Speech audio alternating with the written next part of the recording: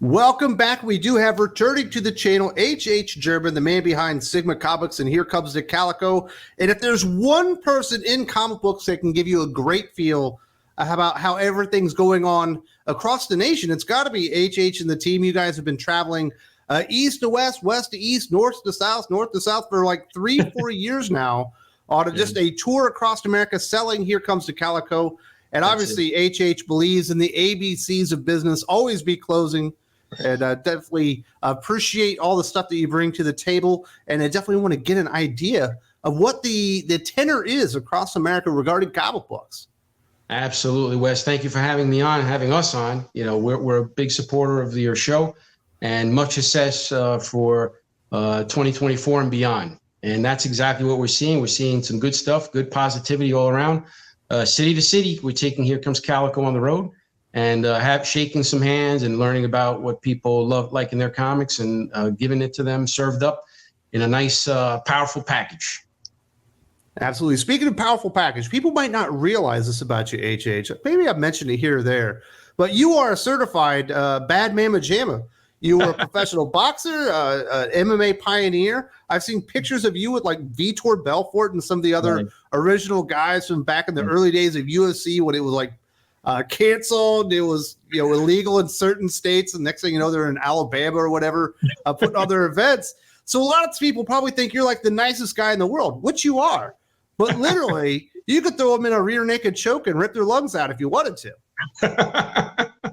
Wes, let's just say my background. I have a colorful background, Wes. I was actually training, believe it or not, in 2020 before I started Sigma Comics with the team. I was training for 7 fights. 3 of them were world title amateur masters divisions fights. I'm in my mid-40s. I'll be hitting 50 soon. But as one of the things, I fought at a very high level, as you mentioned, but I never won a championship. The one championship shot I got, I lost to a very well-known, very championship level fighter who actually eventually went on to fight Frank Shamrock.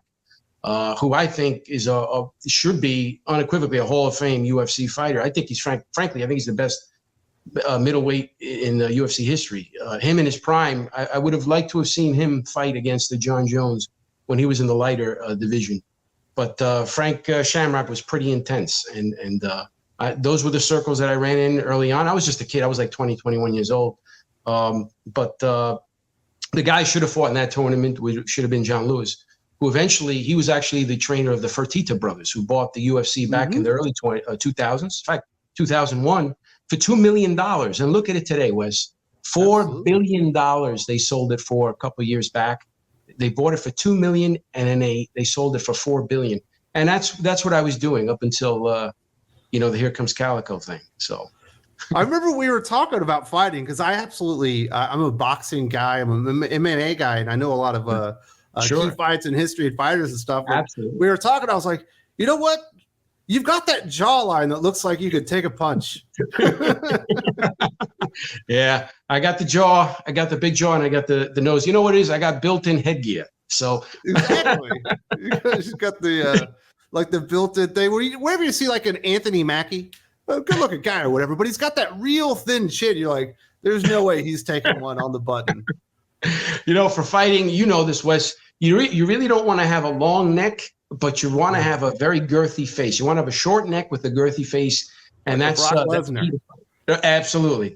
That's what you need. And I certainly got those. So you were fighting almost your entire life, and then you transitioned over to comic books. You've been on a one-man tour, and there are some things happening with the comic book business as of late. We're seeing a lot of comic book retail shops out there are struggling right now. 2023 has seen a significant decline after things got a little bit better during the pandemic and everyone was kind of forced to stay home, and they found they needed to find some outlets for that extra cash they were getting, and they decided to go into collectibles. What's your feel on the business? Do you think comic business is good right now? I don't think it's great, but I think that you can carve out opportunities, and you're seeing those opportunities carved out at the indie level. Right. I think there's been a pretty careless mismanagement by the big two on lots of different fronts. We've been talking a lot about the quality of the comics, and that's certainly a valid concern. A lot of it gets a bit political, but the truth is that while there certainly is validity to that, the quality of the comics and the content, you can look at a few examples in history. And ultimately what we're trying to say is that you can't buy what you can't see, right? And I'll give you an example. Spam. You could sell anything. I'm talking about anything, okay? Spam. It's literal crap in a can, okay? Oh, you can't say that here in the Philippines or Korea, man. They love spam. We love it here. Well, that's actually, it's great you say that, because that's an excellent example of how everything is relative, right? So where we see a comic book written by, I don't want to name names here, but you know what I'm talking about. There's some comics that really aren't great, the content-wise. But you know what? Ultimately, the thing is, you can sell this stuff, and you have to get it in front of people, all right? And that's why we try to go on these convention tours, because a lot of the people that are showing up at these shows, they want this, okay? It's relative to them. It's important to them. They're showing up, and they're buying these things. Wes, we sell out everywhere we go.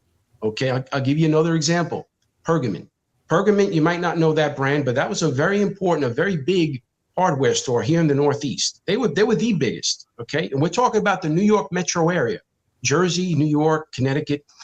To this day, and even back then in the 80s when they were big, the richest portion of this country, okay, per capita. We got the most people and the richest people. And we were buying it up at Pergament. Home Depot comes in, wipes the floor with them. They were giving these prices that were incredible. The hammer at Pergament was $12. All of a sudden, Home Depot comes in, the hammer's $5. Okay, and they did that with pretty much every product. Okay, and you know what happened to Pergament in a few years? They went out of business. They went bankrupt. Okay, and you know who's the big leader now in the Northeast and everywhere? Really, Home Depot and Lowe's. Okay, more so Home Depot.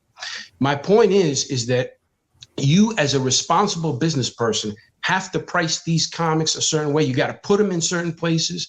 And look at our comics; they're $2.99. Okay, look at what Marvel and DC is doing with these comics. They're upwards of $6, and frankly, it's reckless mismanagement. And if you focus your efforts on building the brand where these people are, you're going to find success. And this is something for you guys to take note out there. You're indie guys. We don't keep it to the conventions. Look at other channels out there. Okay, smoke shops are huge here in the Northeast, and they're growing in popularity. And with that, the cannabis stores, the legal stuff as well. And we're looking at partnerships. Dispensaries. Absolutely, the dispensaries. We're looking at that. We have comics at the smoke shops. They're doing incredibly well. You have to think outside of the box, folks. Okay, guys and gals that really want to get into this. That's something really interesting, because I've talked about it on my channel. I don't think I've ever done like one video to really explain how we kind of got here. I think about 10 years ago, Marvel and DC rightfully acknowledged there was an accessibility problem with their comic books. Right. But they identified the wrong accessibility. They thought the problem was that the characters weren't relatable to a younger audience because they were primarily male, straight, and white. So they said, well, we need to make it more accessible by changing the characters, rather than understanding the accessibility problem was people didn't even know the characters were still having comic books made. That was the accessibility problem. So they ended up throwing a quality problem on top of it. Unbelievable. And it speaks to the mismanagement. You really have to have forward-thinking people. When Steve Jobs, I remember being in art school. I went to School of Visual Arts, a very prominent school for cartooning and storytelling. There, I was training on Macs, Apple Macs that were $6,000, $7,000, $8,000. Okay, these Power Macs at the time. This is the mid '90s. I'm talking about mid to late '90s. Steve Jobs was out of that company, and Wes, they were licensing. They were licensing Apple. I'm not joking. There was a company called Apple was a dead brand for about 15 years. Yes, they were licensing. There were different companies. UMac was a company that licensed Macintoshes. Power was another one. And Steve Jobs came in. We're going to get rid of that. Okay, we're going to have 3 products. We're going to have a little small one called an iMac. Okay, we're going to have one called the MacBook, and we're going to have one called the Power Mac. They got rid of everything. Wes, there were 10 different lines of Macs. They were all gone. The man comes back in there. He focuses on low price points, quality products, brands, images behind each one. On the low end, you had stylish fluorescent colors that were really cool for back to school. The Power Books was very sort of professional, power based, and the Power Mac was really your, high grade design kind of things.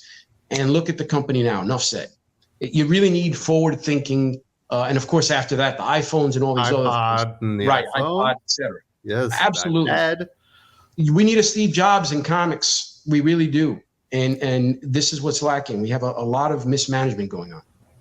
Well, we do. The one cool thing about comic books in 2023 heading into 2024, and this has been going on for a while, is there are a lot of people out there that have proof of concept that you don't need to work for DC, you don't need to work for Marvel, you don't even need to go through Image or one of the smaller publishers. Right. There are so many ways if you can create a great comic book and you can connect with your audience that you can really get out there, get in front of them, and sell the book directly to them. You don't really need the store. Although me personally, I support comic book retail shops and I want them to survive and thrive and all that stuff. But really with a lot of the decisions being made, a lot of people are having to bypass that and go directly to the customers. Right. It's an excellent point that you bring up. And, in as part of that, look at people like Ethan Van Sciver and Eric July, who've, basically given you the blueprint on, how to be successful in comics. A lot of people thought, we were Comicsgate, which is one of these groups. We don't pertain to any group. We support all creators because we believe in comics. There's a lot of shows out there, including this one, which puts out enormously wonderful, helpful, insightful content out there. And we're going to support everything that we believe in. And we certainly believe in this show. There's, you mentioned the people doing the good things. The reason I like what this guy's doing, Van Sciver and July, is because, as I mentioned, they're leveraging something. They're creating and leveraging something themselves to go out, thinking out of the box, creating a market and feeding that market with quality content. These guys are talented, people. And there's a lot of talented people there in the big two. It's just there's no outside of the box thinking there. And you're seeing also, there's no relationship with the customer anymore. I think that's where the real things, right, like your Eric Julys and your Pat Shans and your EVS and your Brian Politos have been able to leverage is themselves and say, hey, I want you to support me along with comic books. And I guarantee you, I'm going to deliver you what you want. And as long as you back that up, people come back.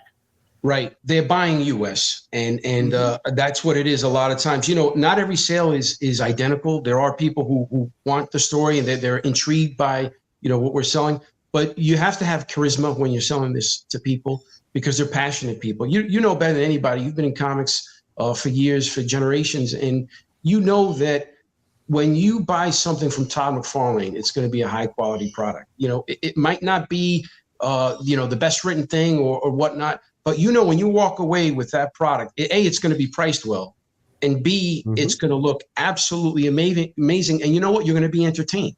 When I bought, the Amazing Spider-Man back when he was on the run, wow, I was amazed. I was blown away, Wes, every time I'd walk into the comic book shop. And prior to that, I was walking into a candy store to buy my comics. Okay, so I didn't even know about the comic shop. And you've heard that more than once on this show. A lot of people didn't know about these comic shops. They started getting it at the pharmacy, at the hospital, at the laundromat, in my case, at the candy store. And we were blown away then by the content of the story, the characters doing dynamic things and dynamic poses. And, with that comes entertainment. And that's what comics is all about. You have to create something that's affordable, that's accessible and entertaining. And that's what we're all about, And one of the great things that comes along with that, when you find somebody that likes that same entertainment, or maybe they just dislike your character, but they like another character, you can have these great disagreements and debates and whatever. You build up this amazing community. And now we've obviously got comic book conventions going across the nation, basically all year long. Every weekend you're at another comic book convention, other than now because you're taking a little vacation because you need a little R&R. And you're out there selling comic books, but you're also being a part of the community. And there really are a lot of people across the nation that love these characters in these universes that really don't even have access to them anymore. Right. That's what it is. And you have to be able to put this product in front of them. And like I said, it has to be compelling. When you're walking by, I don't care whether it's a booth, a comic book stand, whatever it is where these comics are, they have to stop people. Okay. The same way you see anything, whether it's a car on the street and you're like, whoa, and you get to picture people.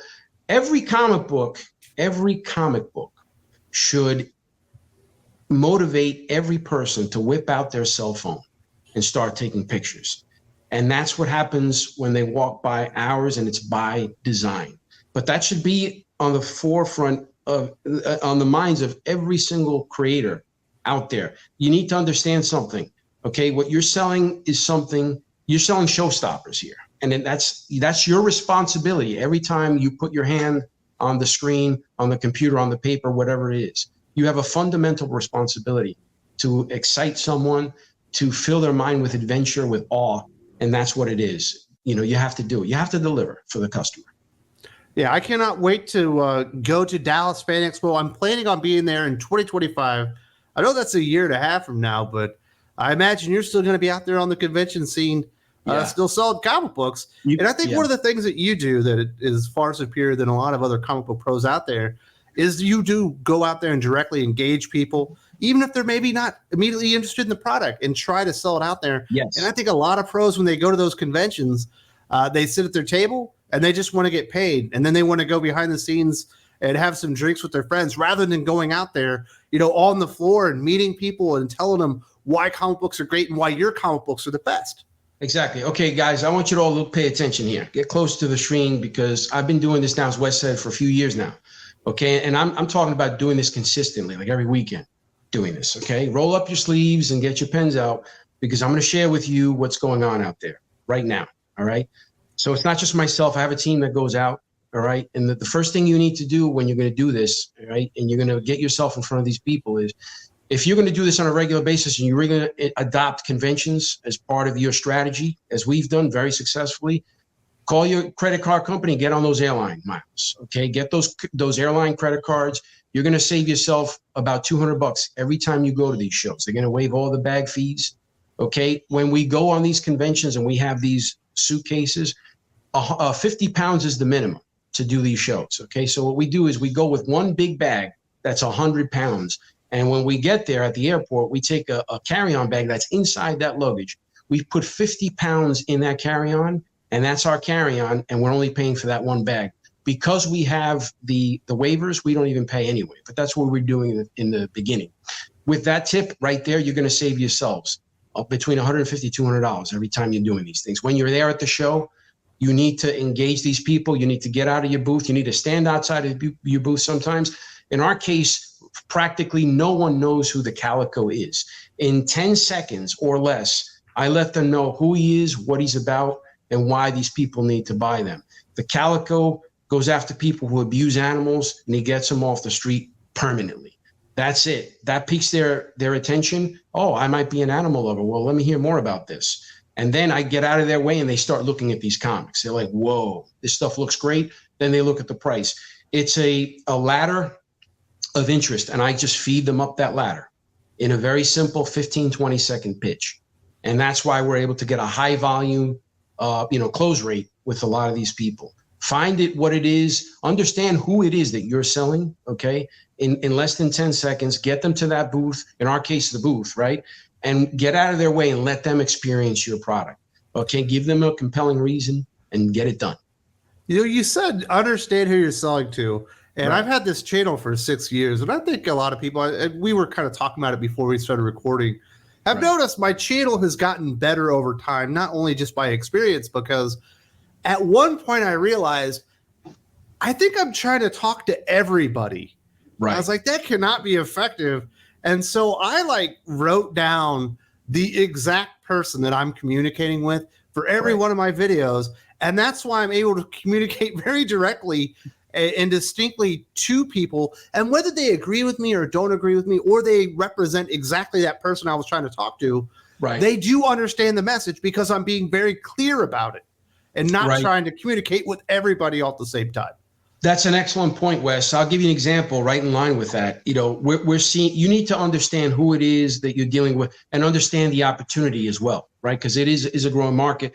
We're saying that the business is going down, the sales are down. But how is that if the revenue is going up year after year? I'll tell you why. Because there's been a hook that's been thrown by the market, a left hook, which we've been able to weave and counterpunch, and that's manga. Okay, and that we're seeing directly at the shows. We're seeing the younger generation, people under the age of 30, buying manga, West, like you would not believe. This is precisely why we opened up the manga division at our company, and we're basically translating aesthetically our comic book format to the manga format, okay? And it's being wonderfully received, but it's exactly what we're talking about. You're identifying that situation, you're fine-tuning to talk to that individual, in our cases a few, and that's how you successfully ride or roll with the punches, guys out there. Okay, guys and gals, this is a dynamic market that you're in, comics, okay?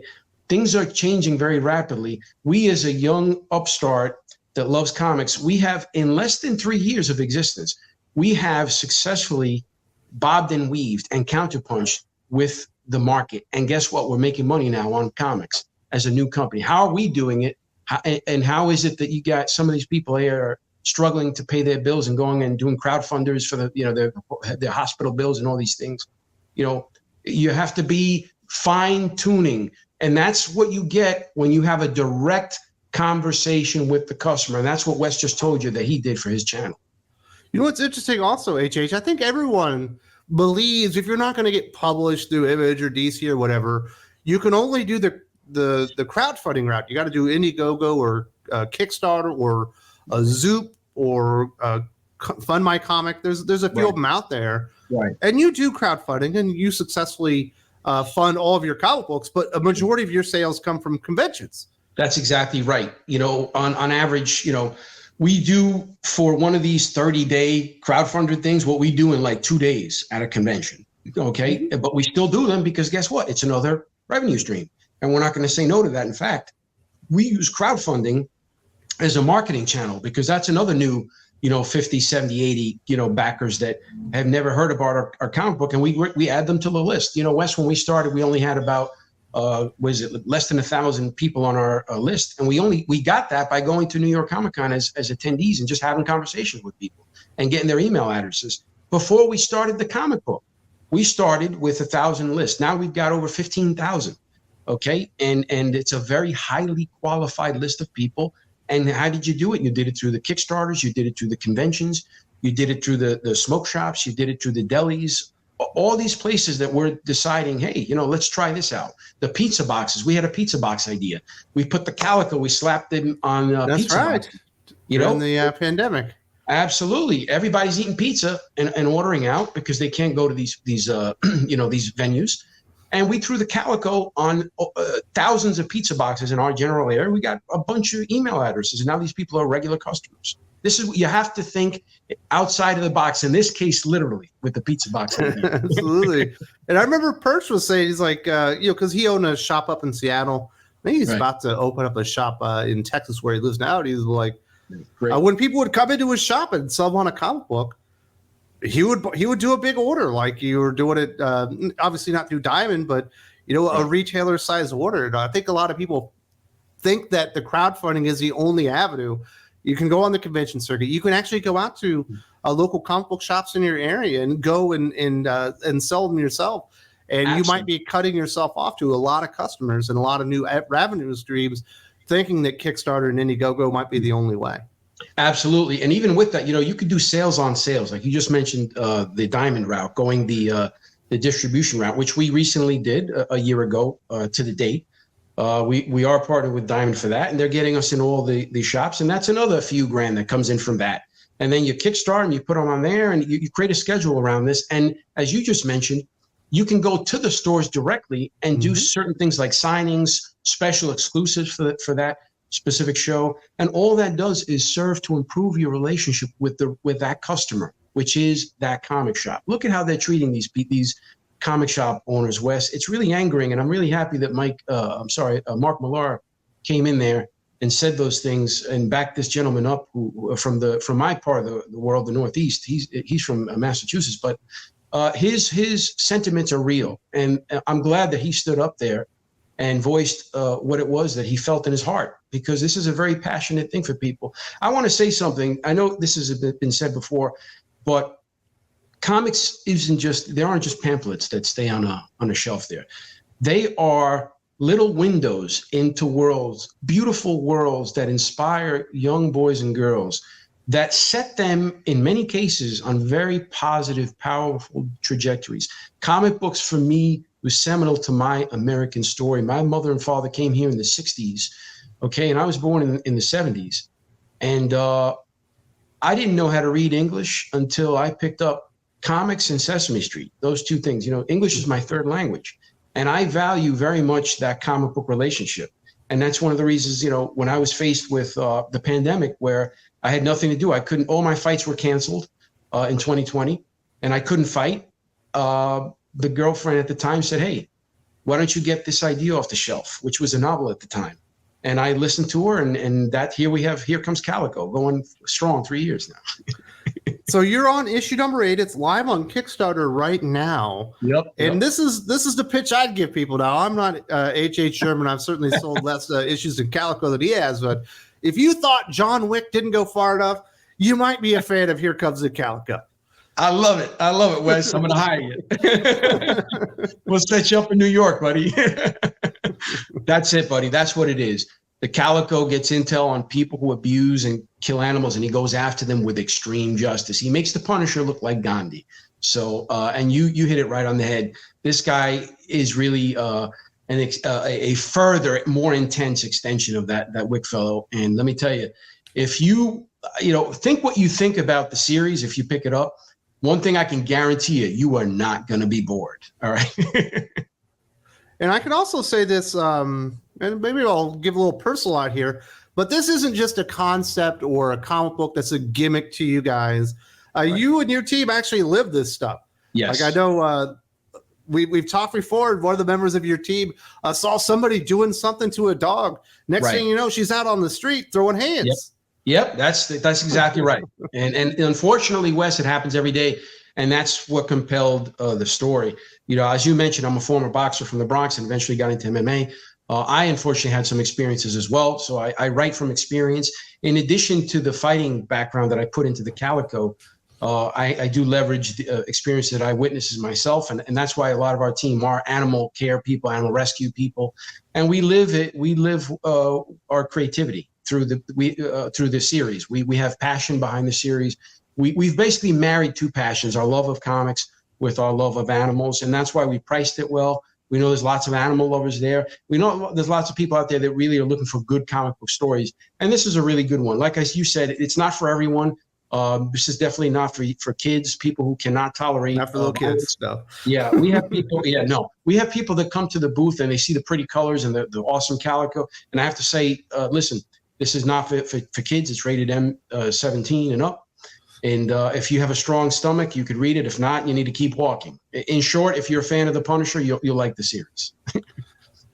Now, I know that it's you and the team behind Sigma Comics, but you have a few other people out there in comic books that people are going to know that have been really instrumental in helping you out and basically being a mentor. I know Mike Barron comes right to mind. You have a big, good relationship with him.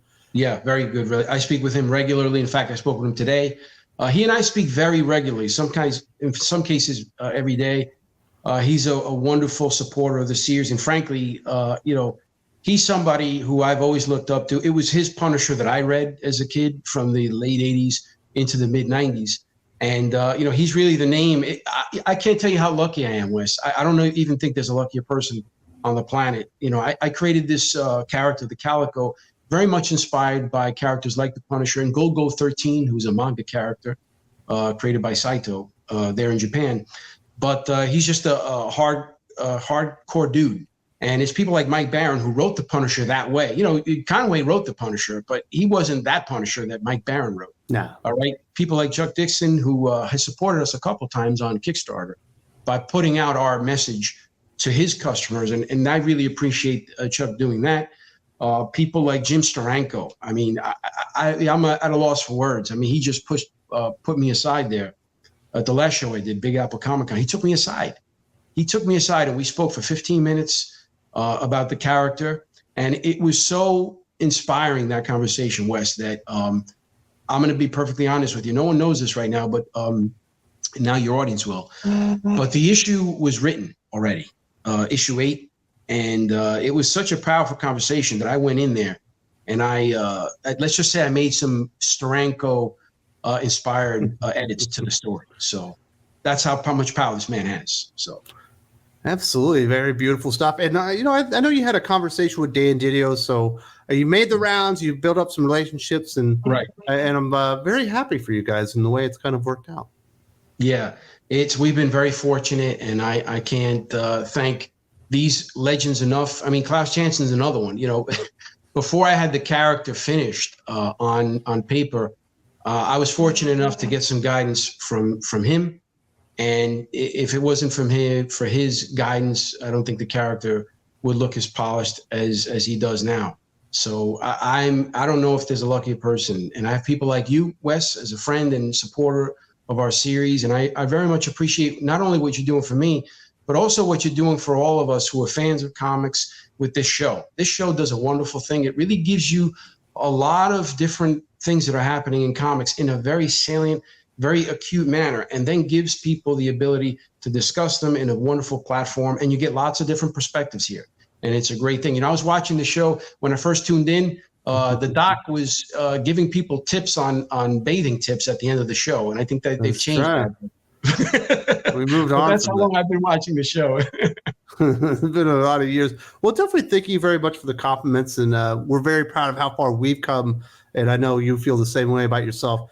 Now, before I let you get out here, I got to ask you a question, because Doc is the biggest Jim Steranko fan in the world. Okay. If you could get a Jim Steranko groupie, Doc would be, that's what he would be. And he says Jim Steranko has the strongest handshake of all time. Is that true? He is, I can't say Doc is always right, but I'm going to say that he's right some of the time, and he's right in that. He's right in that example. Okay, I made a comment. I saw him last week. It was Steranko. Okay, and I shook his hand, and as I always do, I always tell him, listen, I don't just shake his hand. I grab his biceps when I shake his hand. And let me tell you, if all the people in comics were half as toned as he is, we'd be in pretty good shape in the future. That guy's going to go on at least another 20, 30 years. I tell you, he's rock solid. So he's not just a haircut. He's got the goods underneath too. There's a lot of muscle behind that hair, my friend. Let me tell you. And we always get together and I tell, listen, I said, this is crazy because he has a line out the door whenever I stop. Every single time. He stops. And these managers are just looking at me like, oh, geez, this guy again. And he stops the damn thing for like 20 minutes so we can have a sparring session. I said, Steranko, listen, I said, I have to get a headgear next time I come here. I have to get headgear and some Everlasts when we do this, because I can't take the raw hand stuff. You're too strong. Well, I do want to say congratulations on all your success in 2023, heading into 2024, new year here. And I know Here Comes the Calico #8 is a special issue. That's like the end of something, but is it the end of everything? It's not the end of everything, and thank you for bringing it up. It's on Kickstarter right now, and it looks amazing. There are 6 covers. It's the first time we've done that. To end the series, this is the first series of the Calico, and to end the series, we did 6 variant covers, and they look absolutely incredible. Seriously, everyone who's watching this, head on over to Kickstarter. Just type in Here Comes Calico and give us a shot. I really think you're going to love it. You can pick up the whole thing. You can pick up issues that are missing. And when you do, you're going to see awesome comics there right in front of you. You're going to see wonderful, posters, comics, screens, wallpapers. We have a statue, which is something that we've never done for the first time. We're offering that. And it's really fun, Wes. I got to tell you, when you have a comic, this is why I love what's happening with these indie creators. You could see the passion. I don't care if you disagree with these people like EBS and July and all these other people who are doing their thing, Polito. You could see the passion in their eyes when they're doing this. There's nothing more pure to me than an artist, a creator that is speaking with passion behind his or her creation. How could you not support these people? I don't care if you agree or disagree. I don't care about that. I care about passion, and it's a beautiful thing to see, So come support us, guys. When you're doing it, you're doing a good thing. You're helping our fight against animal abuse. Give us a shot, and we're on Kickstarter right now with Here Comes Calico.